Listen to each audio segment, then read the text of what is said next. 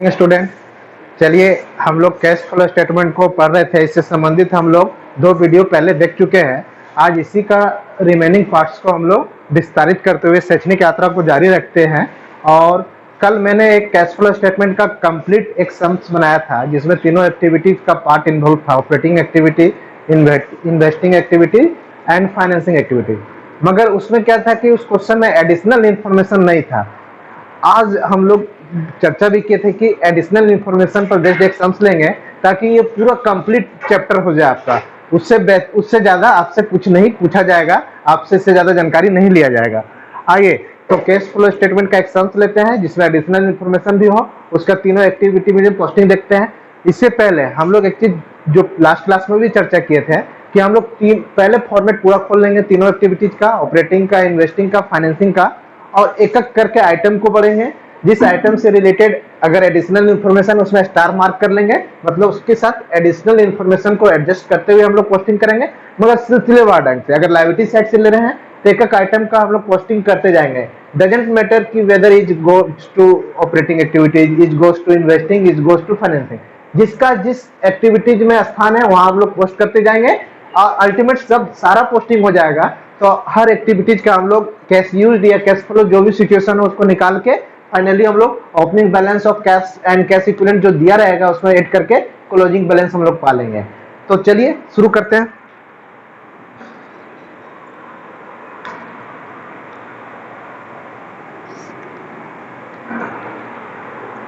Sums है: from the following balance sheets of BCR limited as on 31 March 2017 and 18 prepare a cash flow statement. हमको cash flow statement बनाने बोला गया है, और किसका? बीआरसीएल लिमिटेड का। तो चलिए हम लोग शुरू से ही बनाते हैं इसको। पूरा फॉर्मेट के अनुसार हम लोग पहले तैयार कर लेते हैं। इसमें कुछ एडिशनल इंफॉर्मेशन है, इसीलिए हम लोग स्थान बचा के चलेंगे, क्योंकि बोर्ड पर कम स्थान है, इसीलिए थोड़ा सा स्थान हम लोग शुरू से ही बचा के चलेंगे। एक साइड से लिखते हैं, यहाँ पर हम लोग इसको भी मिटा देते हैं, इस स्थान को भी हम लोग यूज कर लेंगे। आइए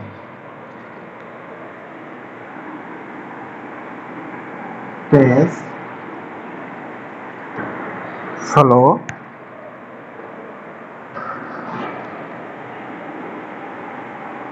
कैश फ्लो स्टेटमेंट ऑफ, जिसका नाम हो, कंपनी का नाम है बीआरसी लिमिटेड, तो हम यहाँ लिख लेंगे बीआरसी लिमिटेड। 17-18 है तो फॉर द ईयर एंडिंग लिखेंगे, लास्ट ईयर का जो होगा, फॉर द ईयर एंडिंग 31 मार्च 2018, 31 मार्च 2018। हम लोग जानते थे इसमें 3 कॉलम होती है। कौन कौन कॉलम है? एक कॉलम आपका पार्टिकुलर्स का है, पार्टिकुलर्स का एक कॉलम हो गया आपका। अमाउंट का आपका 2 कॉलम होगा, एक इंटरनल कैलकुलेशन के लिए और एक जिसको हम लोग बाहरी पार्ट में लिखेंगे, आउटर पार्ट। आइए इस स्थान का हम लोग वर्किंग नोट से संबंधित काम करेंगे। तो यही नंबर हो गया आपका। बताइए, हम लोग फॉर्मेट को पहले लिख लेते हैं: cash flow from operating activity. Operating का ज्यादा स्थान देने का जरूरत है। दूसरा हम लोग लिखेंगे B part, cash flow from investing activity. Finally third one हम लोग का जो है, थर्ड वन जो होगा सी नंबर, वो है cash flow from financing activity. चलिए हमारा फॉर्मेट तैयार हो गया। हम लोग क्लोजिंग बैलेंस कैश भी लिख सकते हैं साथ में, cash and cash equivalent, closing balance of cash and cash equivalents. आपका दिया हुआ है cash and cash equivalent closing balance 3 lakh दिया हुआ है, 3 लाख है। इसमें हम लोग क्या करते हैं, ओपनिंग बैलेंस ऐड करेंगे, opening balance of cash and cash equivalents. आपका opening balance of cash and cash equivalent 2 lakh है। इट मीन्स आपका तीनों हेड का जो निचोड़ निकलेगा, तीनों हेड से जो सम्स निकलेगा निचोड़, वो 1 लाख निकलेगा। तो उसको हम लोग बोलते हैं net increase in cash and cash equivalents, या उसको ब्रैकेट में A plus B plus C, तीनों हेड का सम्स होगा। वो आपका हमको मालूम है कितना आएगा, 1 लाख आएगा, ताकि हम लोग क्या कर सके, उसमें ओपनिंग बैलेंस ऑफ कैश जोड़ेंगे और क्लोजिंग बैलेंस ऑफ कैश आपका आ जाएगा। इतना तो हमको मालूम है इस एक्टिविटी में कि तीनों हेड का जो निचोड़ निकलेगा वो आपका 1 लाख निकलेगा। अब हम देखते हैं कि ऑपरेटिंग से उसमें क्या योगदान है, इन्वेस्टिंग का क्या योगदान है, फाइनेंसिंग का क्या योगदान है। तो फॉर्मेट के अनुसार हम लोग चलेंगे। एज यूजुअल हम लोग चर्चा किए थे कि पहला आइटम से पढ़ेंगे, जिससे संबंधित एडिशनल इंफॉर्मेशन होगा उसको स्टार मार्क करके हम लोग चलेंगे। तो equity share capital additional information सबसे पहले पढ़ लेते हैं, ताकि मेरे दिमाग में रहे कि नहीं इसको आइटम का एडजस्टमेंट भी है। तो एडिशनल इंफॉर्मेशन बोल रहा है, during the year equipment costing 1 lakh was purchase, loss on sale of equipment amounting to 12,000 and 18,000 depreciation were charge on equipment. Equipment का एडजस्टमेंट है, तो सबसे पहले इक्विपमेंट का हम लोग खाता ही बना लेते हैं। इक्विपमेंट का हम लोग खाता बना लेते हैं।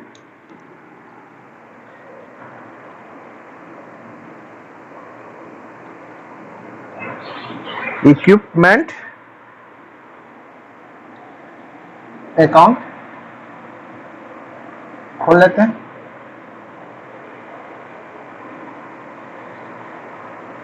देखते हैं इससे क्या निकलता है। इक्विपमेंट का आपका ओपनिंग बैलेंस दिया हुआ है, टू बैलेंस BD आपका है। इक्विपमेंट का opening balance 5 lakh, closing balance भी 5 लाख दिया हुआ है, by balance CD 5 lakh,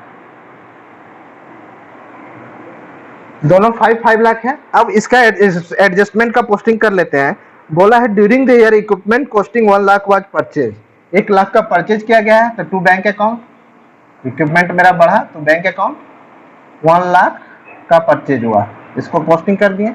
next बोल रहा है loss on sale of equipment amounting to 12,000, तो बाय PL या लॉस ऑन जो लिखिए सेल ऑफ PL अकाउंट कितना 12,000, 12,000 का लॉस हुआ सेल पर।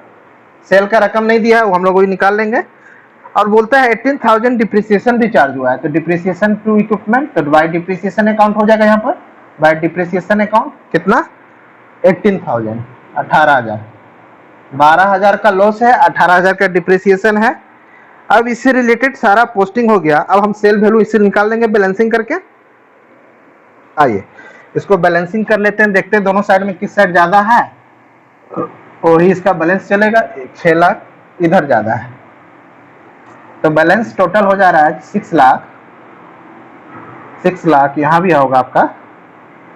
अब देखना है इधर हो जा रहा है 5,30,000, मतलब सेल वैल्यू आपका बैलेंसिंग फिगर निकल गया बाय बैंक अकाउंट 70,000 में, मतलब कुछ पार्ट्स इक्विपमेंट बेचा गया है, इसको BF लिख लेते हैं, बैलेंसिंग फिगर निकला। अब देखिए इस साइड भी टैली कर जाएगा, 70, 30, 1, 6 लाख हो गया। चलिए इसका पोस्टिंग को तो हम लोग ले जाएंगे। अब एडिशनल इन्फॉर्मेशन कुछ नहीं है, तो सारा एडिशनल इन्फॉर्मेशन का हम लोग दर्ज कर लिए। अब एक एक करके आइटम को हम लोग पढ़ते हैं शुरू से। शेयर कैपिटल 5 लाख से 7 लाख हो गया, इसका क्या मतलब हुआ, शेयर इशू किए, 2 लाख का पैसा आया, शेयर का यहां पर है issue of share capital.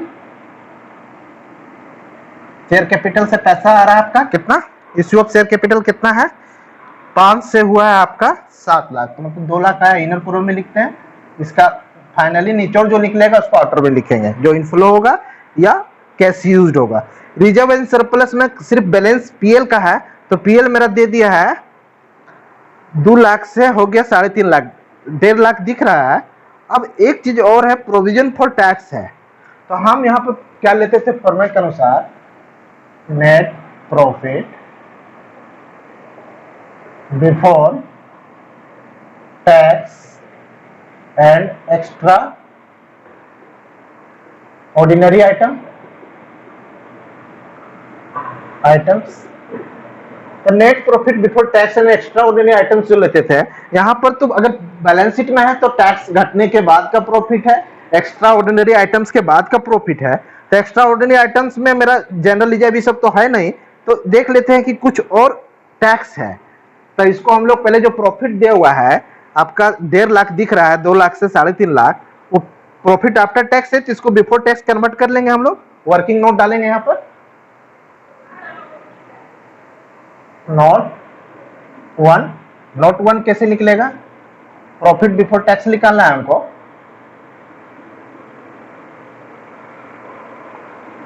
Note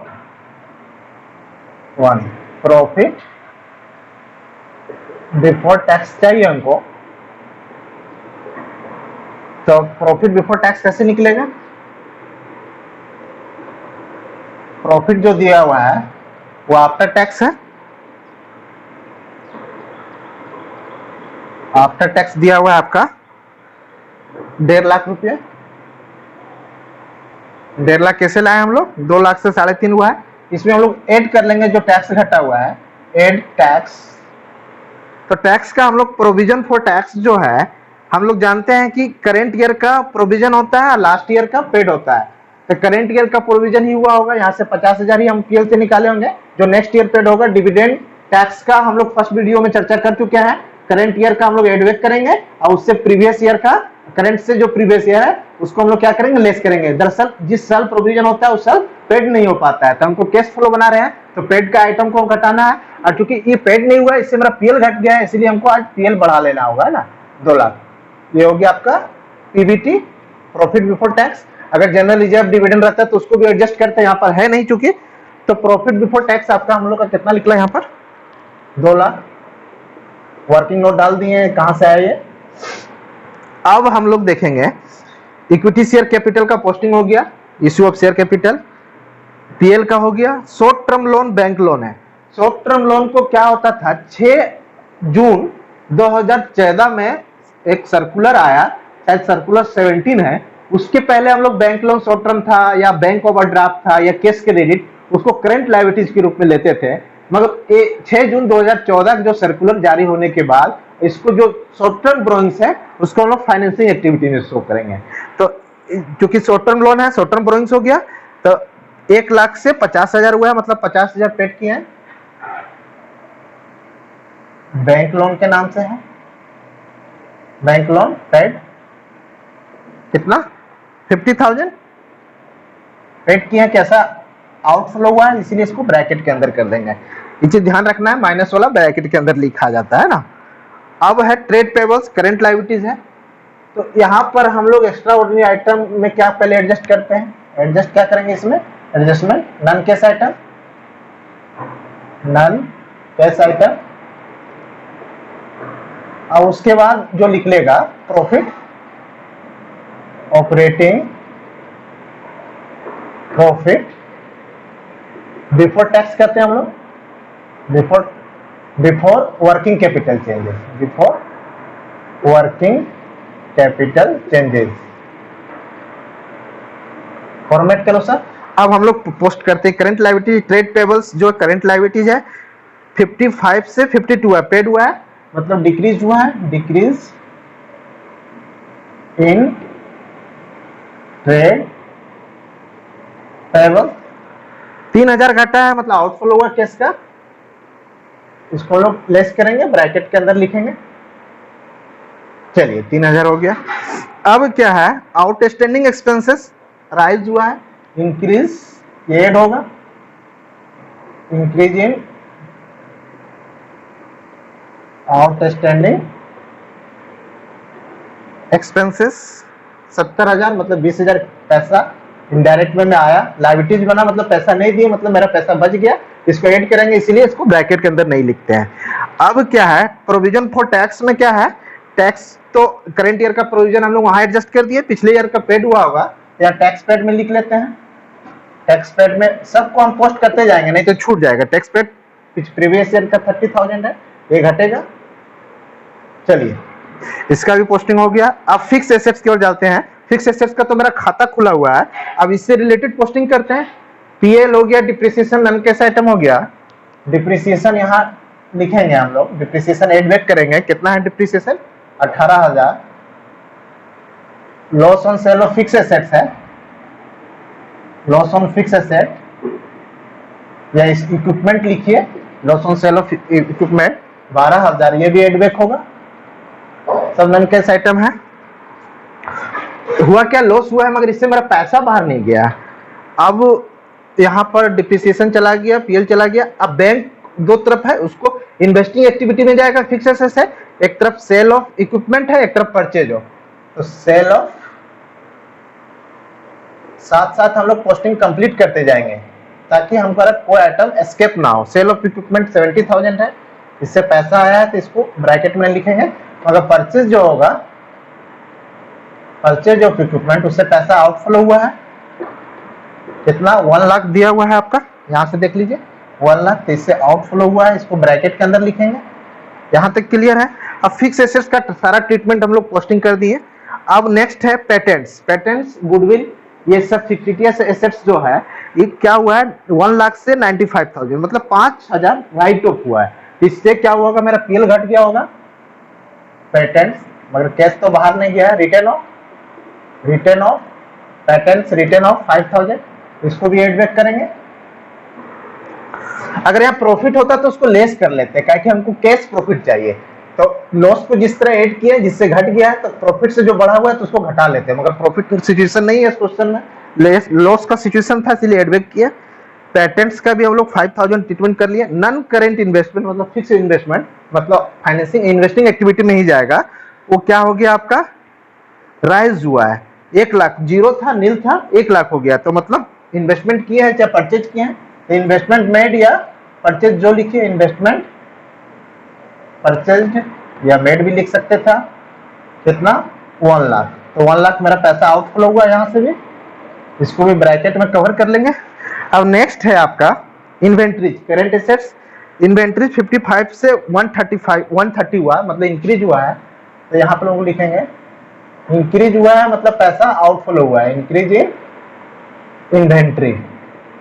asset जब भी बढ़े तो कैसा बाहर जाता है, चाहे करेंट एसेट्स हो या फिक्स एसेट्स हो। जिसे परचेज किए बढ़ा, पैसा बाहर गया। इन्वेंट्री में भी क्या हो, इन्वेंट्री बढ़ा मतलब पैसा बाहर गया, आउटफ्लो हुआ। इन्वेंट्री कितना हो गया, 55 से 135, मतलब आपका कितना बढ़ गया, 45 और 30, 75,000। 45 और 55 से मतलब 45 और उधर 30, 75,000। तो इंक्रीज इन इन्वेंट्री 75,000 हुआ आपका, इसको हम लोग लेस करेंगे, ब्रैकेट में कवर करके हम लोग लिख रहे हैं इसको।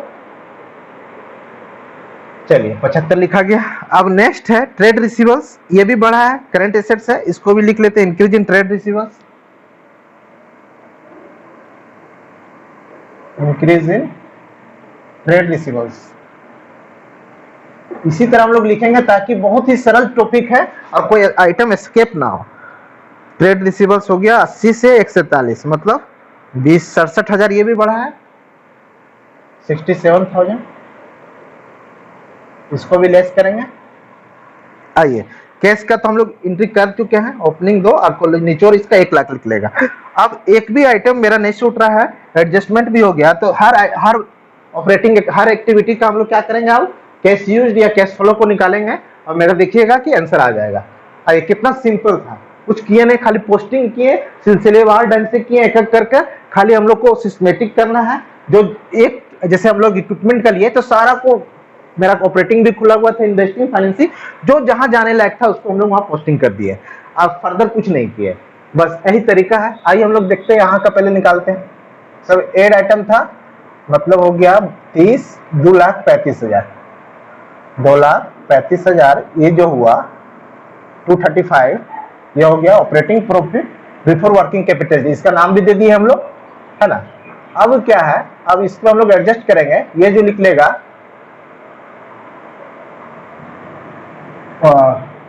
Operating profit before tax paid, इसका नाम यही होगा। अब इसको हम लोग एडजस्ट करते हैं। 235 प्लस में है, माइनस में कितना देख लेते हैं। 235 और 20, यहाँ 255 हो गया प्लस में, आपका गलती ना हो इसलिए हम लोग कर लेते हैं। प्लस वाला एक साथ लिख लिए, 235 और 20 जोड़ दिए, माइनस वाला जोड़ लेते हैं। 70 और 75, 7-14, 145। मतलब यहां से आपका माइनस होके 1,10,000 निकलेगा। ये आपका वर्किंग नोट का पार्ट है। तो ये जो निकला आपका ऑपरेटिंग प्रॉफिट बिफोर टैक्स, ये जो आइटम इसको हम ब्लू से लिखते हैं ताकि आपको पता चले, 1,10,000 है ना। अब इसमें क्या टैक्स पेड घटेगा, फाइनली टैक्स पेड घटा के इसको हम लोग बाहर निकालेंगे, 80,000 निकलेगा।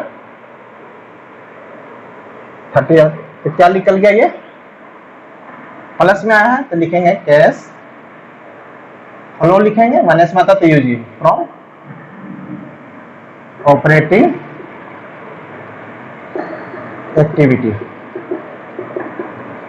अब हम लोग इन्वेस्टिंग का निकालेंगे। इन्वेस्टिंग में 2 लाख है माइनस में और प्लस में 70, तो 130 माइनस में रह गया, 130 तो माइनस में रह गया। इसका मतलब इसको हम लोग ब्रैकेट के अंदर ही लिखेंगे। और क्या लिखेंगे, माइनस में है तो कैश यूज लिखेंगे, कैश यूज्ड इन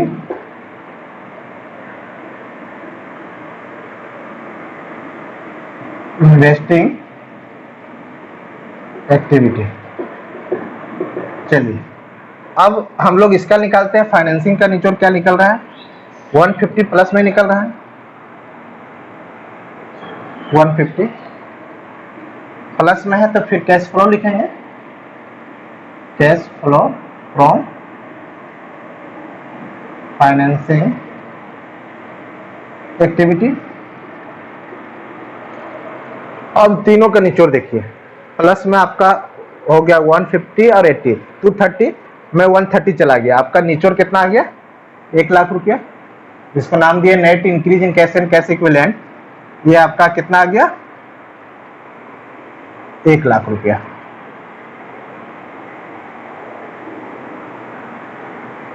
इसको हम लोग इस तरह लिखते हैं, 1 लाख हम लोग तो लिख चुके हैं ऑलरेडी, तो इसको हम लोग यहां दिखाते हैं। तो इसका लिख लेगा 1.5 लाख। अब निचोड़ तीनों का हम लोग पहले लिख चुके हैं इसलिए बार बार नहीं लिखेंगे। 230 में 130 चला गया, 1 लाख प्लस में। इसका मतलब सही भी बना है, 1 लाख आना ही चाहिए। इसमें ओपनिंग बैलेंस ऑफ कैश जोड़ दिए, क्लोजिंग बैलेंस आपका आ गया कैश एंड कैश इक्विवेलेंट। तो क्वेश्चन इजीली बना और इससे ट्विस्ट क्वेश्चन नहीं हो सकता। सारा सिचुएशन हम लोग ले लिए और इजीली इसी तरह हम लोग करेंगे। फॉर्मेट खोल लेंगे, जिससे एडजस्टमेंट होगा उसका वर्किंग नोट बना के इस तरह का एडजस्टमेंट भी कर लेंगे और उसके बाद हम लोग इस तरह बनाएंगे। 100% सही है। चलिए इस तरह आप लोग जितने सम से उसको बनाने का प्रयास कीजिएगा। ये किस मेथड से हम लोग बनाए उसको लिख लेते हैं, इनडायरेक्ट मेथड। ये इनडायरेक्ट मेथड से बना है क्योंकि नेट प्रॉफिट लेके चले हैं। जब सेल्स से क्या कैश आता और जो कैश एक्सपेंसेस घटा के चलते हैं तो डायरेक्ट होता है। डायरेक्ट बनाइए, इनडायरेक्ट इस पर चर्चा हो चुका है। खाली ऑपरेटिंग एक्टिविटी में अंतर आता है, इन्वेस्टिंग और फाइनेंसिंग एक जैसा बनेगा। चलिए इसको आप लोग देखेंगे, इससे रिलेटेड जितने सम्स है उसको करेंगे। Thank you.